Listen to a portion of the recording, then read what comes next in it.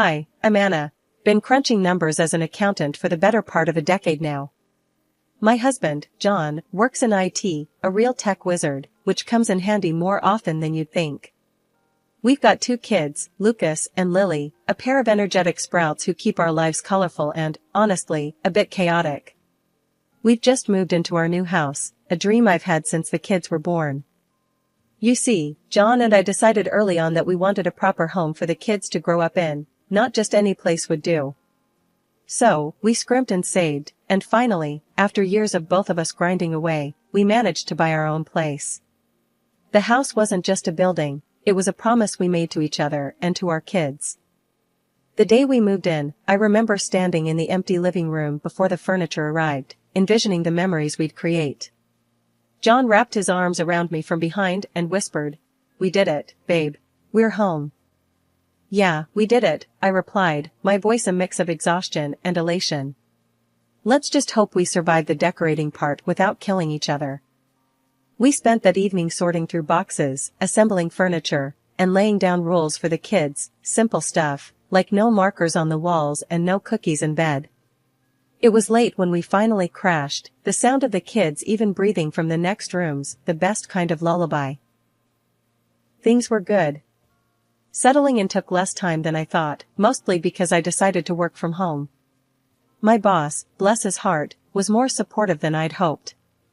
He let me handle the company's accounts remotely, as long as I kept up my numbers, and I always do. It wasn't more than a couple of months after the move that we got a surprise. I was in the kitchen, trying to figure out if the coffee maker was just complicated or if I was caffeine deprived, when I heard a knock at the door. Wiping my hands on my jeans, I opened the door, and there stood Susan, John's mom. My mother-in-law had that look about her, the kind that said she was up to something but you wouldn't figure it out until it was too late. "Susan, this is a surprise. What brings you here?" I managed to keep my voice steady, but internally, I was already bracing myself. "Oh, Anna, darling, I just missed my grandkids so much. And you know, I've always dreamed of living in a big house like this," she said, her eyes darting around, already making herself at home without an invitation. John came down the stairs, having heard his mother's voice. "Mom, you should have called. We would have picked you up." "Nonsense, I wanted to surprise you. Besides, it's time I spent some quality time with my grandkids," Susan declared, planting a loud kiss on John's cheek. I glanced at John, trying to gauge his reaction. He shrugged slightly, a silent message that read, "What can we do?" It had been a week since Susan plunked herself in our living room. Every morning, I'd tiptoe past her makeshift bedroom to the kitchen, the tension as thick as the burnt toast I'd toss in the trash before anyone could smell it. The whole arrangement was supposed to be temporary, but with each passing day, the discomfort burrowed deeper into our home life. That Tuesday, I had to scoot out early for a rare in-person meeting at work, which meant slipping on real shoes and trading my sweatpants for slacks. As I was leaving, Susan was just a silhouette under the blankets on the couch. I whispered a goodbye to the kids and left before the sun was fully up. When I returned, the house was eerily quiet. I called out, "Lucas? Lily," expecting to hear them thundering down the stairs. Instead, Susan appeared at the bottom of the staircase, her smile wide like she'd won the lottery. "Anna, dear, come see what I've done upstairs." A little surprise for everyone. Her enthusiasm grated on my nerves, but I followed, my curiosity piqued despite my apprehension. As we reached the top of the stairs, the first thing I noticed was the stark emptiness of Lucas's room. My heart sank. Where all his superhero posters had been, now hung drab curtains and pictures of landscapes that screamed boring adult lives here. "What the hell, Susan?" The words flew out of my mouth before I could catch them. She flung her arms wide, as if presenting on a game show. I moved Lucas into Lily's room. "They're young, they can share, can't they? And look, I brought up some of my things to make it more comfortable for me." I stormed into Lily's room, now cluttered with 2 sets of everything, and my kids sitting on the bed looking miserable. Lucas's eyes were red, and Lily's lip quivered. "Mom, why do we have to share now? We had our own rooms," Lucas complained, his voice cracking. "I know, honey. I didn't know about this. I said, my voice soft but seething inside as I turned to face Susan. I sold my house to be closer to you all. I have nowhere else to go, she declared, a triumphant look in her eye. I felt the room spin a bit. You what? John didn't tell me that. Well, he knows now. And this is my room now. End of discussion, she said, walking into Lucas's old room and shutting the door with a definitive thud. I gathered the kids and went downstairs, my mind racing. When John got home, I was waiting for him, the kids eating their dinner quietly, the tension thick. John, we need to talk. Now, I said, pulling him aside as soon as he walked through the door. Your mother's moved into Lucas's room. Moved the kids into the same room without asking us. And she told me she sold her house. He ran his hands through his hair, looking as shocked as I felt. She sold her house? She didn't tell me that. This is crazy. I'll talk to her. That night, after the kids were in bed and the house was quiet, John knocked on his mother's door, trying to talk some sense into her. The muffled voices went back and forth, his tone pleading, hers defiant. I sat on our bed, thinking about how our dream home had quickly turned into a battleground. John came back an hour later, looking defeated. She won't budge. Says this is her right. I'm sorry, Anna. I don't know what to do. Every day was a new adventure and patience. I had set up my office in the corner of our bedroom, the only spot I could claim as somewhat quiet for my work calls. My job as an accountant wasn't something you could pause and play at your convenience, but try explaining that to Susan. This particular Thursday, I was deep into reconciling some accounts, my laptop spread with spreadsheets and reports, when Susan barged in, a bag of shopping swinging from her arm. Anna, you spend all day on that thing. Don't you ever take a break? She chided, not caring that I was mid-call with a client. Susan, I'm on a call, I hissed, covering the microphone with my hand, my cheeks burning with embarrassment. Oh, it sounds more like you're chatting with a girlfriend. She chuckled and shrugged, setting down her shopping on the table, spreading her latest treasures across my work area. I muted the call, my heart pounding. Susan, I need this space to be clear. I'm working. Working? Looks more like you're just fiddling on the computer. Back in my day, work meant getting your hands dirty, she scoffed, waving a hand dismissively. Unwilling to argue further, I unmuted the call and tried to focus, but my concentration had shattered. As I wrapped up the call, Susan had already floated away, probably to stow her new haul of discount buys, useless figurines and out-of-fashion clothes that seemed to multiply each day. Later that afternoon, the sound of crying broke my concentration again. It was Lucas, sobbing over something in the living room. Dropping everything, I rushed to him, finding him holding an empty comic book sleeve. Mom, my Spider-Man comics are gone. I left them right here. My heart sank. Let's go ask Susan, sweetie. Maybe she moved them. We found Susan in her room, the door ajar, surrounded by piles of her shopping conquests. Susan, did you see Lucas's comics? I asked, trying to keep my voice even. She glanced up, her nose wrinkling in disgust. Those old things? I threw them out. They were cluttering up the living room, and I can't stand spiders. Creepy, crawling things. No need for that nonsense in the house. Lucas's face crumpled, tears streaming down his cheeks. But Grandma, they were my favorite. Spider-Man isn't real. He doesn't crawl. I don't care. I don't like them, and they're gone, Susan snapped, turning back to her clutter. As Lucas calmed down, I stepped into the hallway, my mind racing. Susan's disregard for what wasn't hers was growing unbearable. Every inch of space was slowly being consumed by her belongings, her rules, her presence. From the crack of dawn to the hush of night, Susan's presence was like a cloud, casting a shadow over our family's daily life. And with each passing day, her comments and criticisms grew sharper, cutting into the fabric of our routine and comfort. It was a Tuesday morning, and I had just finished getting the kids ready for school when Susan decided to comment on my appearance. Anna, when was the last time you had a manicure? You really should try to keep yourself up, you know. I glanced down at my hands, nails chipped from household chores, and typing furiously on my laptop. I've been busy, Susan. You know, taking care of the kids and working from home. She said, shaking her head. A little effort wouldn't hurt. John would appreciate it. Ignoring the sting of her words, I went to the kitchen to prepare breakfast. But as soon as I served the eggs and toast, Susan was on to her next critique. Is this how you usually cook? It's a bit bland, dear. You really should take some cooking lessons. The kids ate silently, casting me worried glances. I forced a smile, trying to keep the morning from souring further. Later that day, when the kids came home from school, their laughter and lively chatter filled the house. It was a sound I cherished, one that Susan apparently found annoying. Kids, could you keep it down?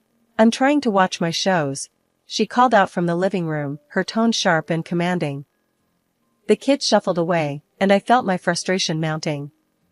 Not wanting to argue in front of them, I retreated to the kitchen, only to overhear Susan mumbling about the noise. That evening, as we sat down for dinner, Susan decided it was time to lecture me on my role in the family. Anna, I think it's time we start dinner with a little thank you to John. After all, he's the one providing for all of us. I clenched my jaw, setting down my fork. Actually, Susan, I pay the mortgage. That's $2,800 a month from my salary. Susan waved her hand dismissively as John chimed in. Mom, Anna's right. She's the one handling the mortgage. I take care of other expenses, but we both contribute equally. Oh, please. Susan scoffed. If it weren't for my son, you wouldn't have this house or your comforts. John's face tightened, and he looked like he was about to argue further, but he caught my eye and let out a sigh.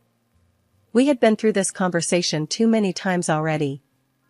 The meal passed with an uncomfortable silence, the clinking of cutlery punctuating the tension. After clearing the dishes, I found myself in the laundry room, folding clothes more aggressively than necessary. John came in, his expression weary. Anna, I'm sorry about my mom. I don't know what to do to make her understand.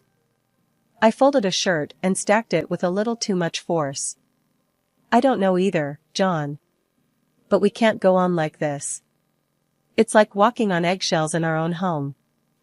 We'll figure something out, John said, though the assurance sounded hollow. Maybe we can sit her down and talk it through again. Lay out everything clearly. I nodded, though doubt nagged at me. Susan had made up her mind about how things should be, and it seemed no amount of talking would change her view. This morning started just like any other Tuesday, with me dropping the kids off at school, before heading back to the house. I was prepping for an important online conference with my boss and a couple of key executives from the company, a meeting that could significantly impact my career. However, the moment I stepped inside, I knew something was off. The house was bustling with noise, laughter, and the clinking of dishes. Susan had invited her friends over for an impromptu breakfast gathering, apparently turning our living room into her personal social club. I sighed, rubbing my temples as I poured myself a quick cup of coffee.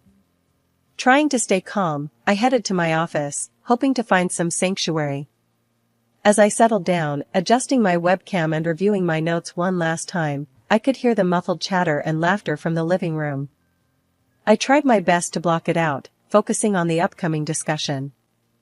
But just as the meeting started and I began to explain the quarterly projections, the door to my office flew open. Susan, leading her troop of friends, burst in loudly asking, Anna, why didn't you make us some coffee too? And where's our breakfast? You can't just ignore your guests. Stunned, I muted my microphone, my cheeks flushing with embarrassment. Susan, I'm in the middle of a work meeting. Can this wait? I hissed, trying to keep my voice low and calm. No, it can't. You think because you're working, you can neglect your duties as a hostess? Susan retorted, her voice rising with every word. Frustrated, I pointed at her sharply. Keep it down, I'm working. In response, Susan's expression twisted into one of defiance, and in a dramatic gesture, she grabbed my laptop and threw it onto the floor. The screen went black, the sound of my boss's voice cut off abruptly as the machine hit the carpet with a thud. "Go and make us breakfast," she demanded, as if she had every right. Without a word, I stood up, walked over to her, and firmly guided her out of the office, closing the door behind her. My heart was racing, a mixture of anger and shock, numbing my senses. I picked up my broken laptop, feeling the sting of tears in my eyes, not from sadness, but from sheer frustration. Taking a deep breath, I pulled out my phone and dialed my boss, explaining what had just happened. To my relief, he was more understanding than I expected. "I get it, Anna. Family situations can be tough. Just see if you can sort it out, okay? We need you focused." After hanging up, I could hear Susan in the living room, loudly proclaiming to her audience, "You have to teach these young ones how to behave. If you let them, they'll walk all over you. It's our duty to put them in their place." The audacity of her words made my blood boil, but I knew I had to hold it together. Later that evening, when John came home, I told him everything. His face darkened with each word I spoke. "He did what? That's it. She's paying for a new laptop," he said, his jaw set in anger. "This has gone far enough, Anna. I'm sorry. I'll handle it." He confronted his mother about the incident. Susan, perhaps realizing she had crossed a line, suddenly clutched at her chest, her face contorted in pain. "I'm not feeling well," she gasped, her voice shaky. "Mom, are you okay?" John's tone shifted from anger to concern in a heartbeat. "I need to lie down. This is too much for me," Susan said dramatically, before retreating to her room and locking herself in. The next morning, Susan declared she'd be retreating to a boarding house to restore her health, and I watched her pack with a practiced calm, masking the storm of thoughts whirling in my head. Her sudden declaration of illness, miraculously timed to avoid the fallout from breaking my laptop, seemed too convenient. John, equally skeptical, tried once more to broach the topic of the broken laptop, but she dodged his concerns with an airy wave, promising to discuss it later. As her taxi disappeared down the driveway, John turned to me, a mixture of relief and resolve on his face. "Okay, what's the plan?" he asked, as we stood in the quiet aftermath of her departure. "You know how your mom freaked out over Lucas's Spider-Man comics because she hates spiders?" I began, watching his reaction closely. John's eyebrows rose, a hint of a smile tugging at the corners of his mouth. "Yeah, she can't stand them. Why?" "Let's just say, what if we took that fear, and decorated the house with it? Not just any decorations, but make it look like a spider den," I suggested, the words out before I could reconsider. John chuckled, shaking his head in disbelief, before giving a firm nod. "Let's do it. It might just be crazy enough to work. And hey, Lucas will get a kick out of it." Feeling a mixture of excitement and guilt, I called a local artist known for their theatrical set designs. I explained our needs: realistic, lifelike spiders painted on the walls, cobwebs that looked like they were spun by giant arachnids, and an overall ambience that screamed spider den. The artist was intrigued and slightly amused by the project, promising to start the next day. John and I stood back, watching the children and the changing decor. "You think she'll ever want to come back after this?" he asked, a twinge of uncertainty in his voice. I shrugged, watching a painter add the finishing touches to a particularly grotesque arachnid above the fireplace. "I don't know. But I hope it makes her think twice about how she treats this place, our home." As the day of Susan's return neared, the house looked less like the family home it had been and more like a set from a horror movie. I had mixed feelings as I surveyed the work. It was beautifully horrifying and served a purpose, but part of me felt guilty about using Susan's phobia against her. The morning Susan was due back, tension buzzed through the house like electricity. John and I exchanged nervous glances as we heard her taxi pull up outside. Susan breezed into the house, her usual air of entitlement surrounding her like a cloak. She didn't even glance around at the transformed decor, fixated only on retreating to her room for some rest after her exhausting retreat. As soon as she opened the door to her room, though, her composure shattered. A blood-curdling scream echoed through the house as she stumbled back, her hands clutching at her chest. What is this? What have you done? The walls, covered in the eeriest, most lifelike spiders and webs, seemed to close in on her. She bolted from the room, her eyes wide with terror, only to find that the rest of the house matched her room. Spiders in every corner, on every wall, our home had become a den of fear for her. Susan ran down the hallway, screaming, "Remove this! Remove this at once!" Calmly, I stepped into her path, my voice steady. "Susan, this is our house, and we decide how to decorate it. We like it this way." John joined me, adding, "We can't afford any changes right now, not after what happened because of you." Her face went pale, her eyes darting around as if the spiders might jump off the walls. "What are you talking about? What happened?" "Your little stunt with Anna's laptop got her fired. We're tight on money now. If you're going to stay, you'll need to contribute $2,800 a month for the mortgage," John lied smoothly, "the fabrication necessary to press our advantage." Susan gasped, clutching her heart again. "This is outrageous. You can't do this to me. I'm leaving. No one appreciates anything I do. I'm not staying in this horror house." As she scrambled to pack her things, I blocked her way at the door. "Before you leave, you owe us $2,000 for the laptop you broke." The color drained from her face, replaced by a flush of anger. She yanked her checkbook from her purse and scribbled furiously. Slamming the check into my hand, she lifted her chin proudly. "There. Now, I'm leaving for good." John and I watched as she hauled her suitcase out the door, her head high, but her shoulders tense. As the door closed behind her, the tension in the air dissolved, replaced by a collective sigh of relief. We turned to each other, John wrapping his arms around me, both of us laughing, a bit from relief, more from disbelief at how things had turned out. "We did it, Anna. It's over." Lucas and Lily came bounding over, their faces bright with smiles. "Is Grandma really gone?" Lucas asked, his voice a mixture of hope and uncertainty.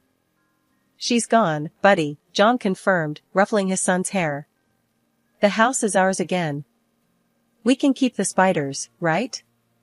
Lily asked, her eyes gleaming with mischief. "We'll see, honey," I laughed, kissing her forehead. "We'll see." That night, as I tucked the kids into bed, their rooms finally free of Susan's overbearing presence, I felt a peace settle over me. We had our home back, our lives back, and while the method was unconventional, the result was all that mattered. I continued working from home as an accountant, still seated at my trusty desk by the window, overlooking the garden where the kids played. Of course, I hadn't really lost my job, that had been a fib to push Susan to take some responsibility, and thankfully, it worked. Life without Susan was less dramatic.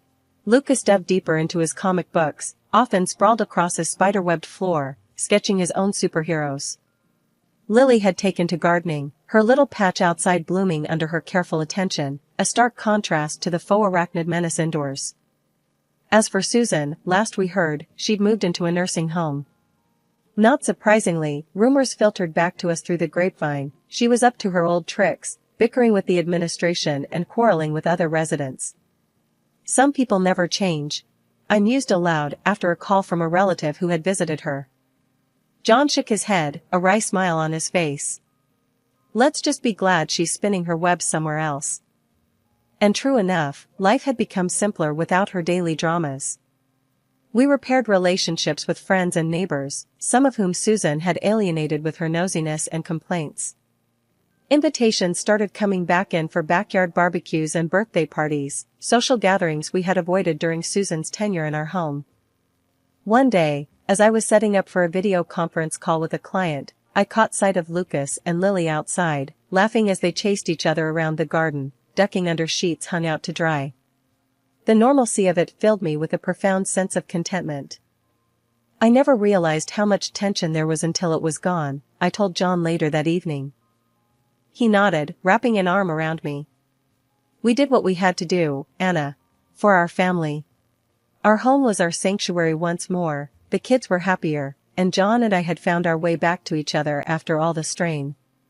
The spiders on the walls served as a reminder of what we had overcome, a quirky symbol of our family's resilience.